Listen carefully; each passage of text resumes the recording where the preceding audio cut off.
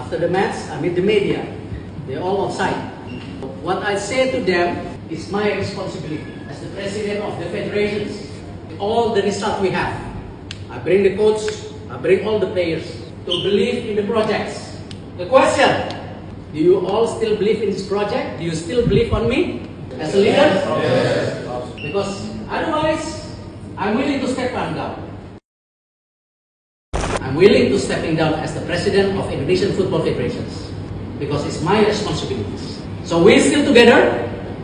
Yes. We have 5 matches, 3 homes, 2 away.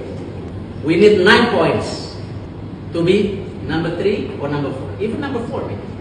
So tonight, I want every individual in this room to review what went wrong. If you want to stay